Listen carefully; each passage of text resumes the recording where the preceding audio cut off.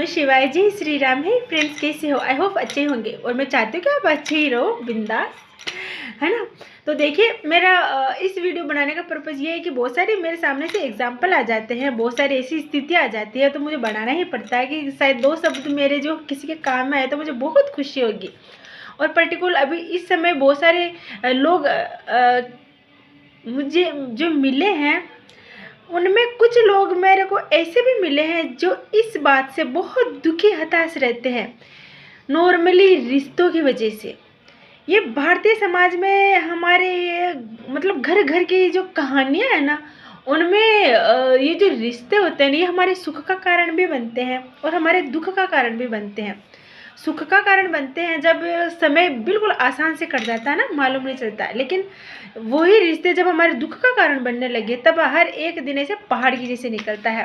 दुख का कारण कैसे बनते हैं? नॉर्मली ऐसे कि हम किसी से बहुत प्यार करते हैं, चाहे वो हमारे परिवार पक्ष का हो, ससुराल पक्ष का हो, हमारे कोई फ्रेंड सर्किल का हो, पति पत्नी, भाई बहन, बच्चे, जो भी आपके रिश्ते हैं, तो आप अपने उन रिश्तों को दिल से निभाते हो, बहुत प्यार करते हो। लेकिन आपको सडनली ये बात का एहसास होता है कि यार, जब मैं इनकी खुशी के लिए सब कुछ कर रहा हूँ तब बहुत खुश है मुझसे, लेकिन अगर मैंने अपने खुशी के लिए कुछ किया तो सब दुखी कैसे हो गए।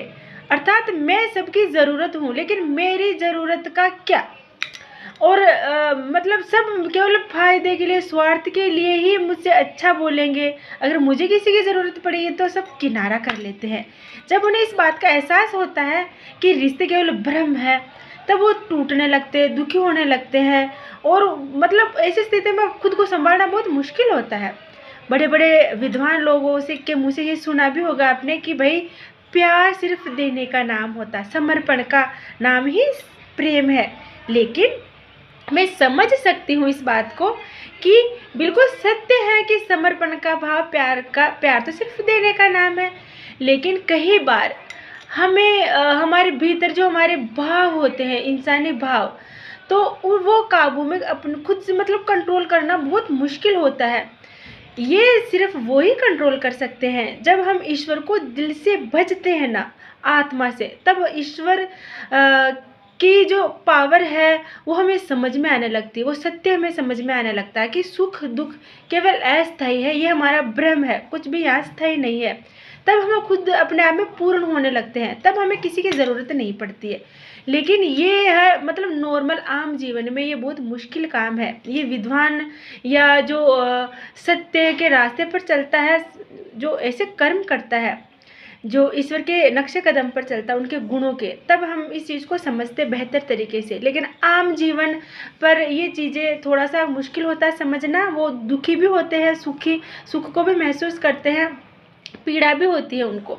तब इस पीड़ा से निकलने का बहुत आसान तरीका है कि जब आपको ये लगता है ना कि आपके साथ कोई नहीं खड़ा, तब आप अपने आप को ऐसा टूटा हुआ महसूस करते हो, तो ऐसी स्थिति में आप खुद के ही साथी बन जाओ। जब आप खुद के साथी बन जाओगे, अपने आप से दोस्ती कर लोगे ना, तो इस दुनिया की कोई पावर आपको नहीं तोड़ सकती। फ्रेंड्स, आप बस ऐसे समझ लीजिए, ईश्वर है, ईश्वर के पास सब दुख लेके जाते हैं, लेकिन ईश्वर किसी के पास नहीं जाते, क्योंकि वो उनकी ऊर्जा इतनी है, मतलब वो ये पूरा ब्रह्मांड, मतलब वो ऐसा सत्य है कि ये सुख दुख, ये जितने भी भाव है, ये सिर्फ अस्थायी है, इनका कोई औचित्य नहीं है। हम मनुष्य हैं, सिर्फ कर्म करने के लिए आए हैं यहाँ पर, और यही हमारी ऊर्जा बनेगी जब आपकी पावर आपके साथ होगी। आपका जो मतलब फ्रेंड बन जाइए, खुद के आम शब्दों में मैं बोलूँ तो, अगर आप खुद के साथी बन जाओगे तो आपको कोई दुखी नहीं कर सकता, आप सदैव प्रसन्न रहोगे। और यही मेरा फॉर्मूला है, तो मैं आप लोगों को बता रही हूँ, है ना। याद रखिए। ओम नमः शिवाय, जय श्री राम।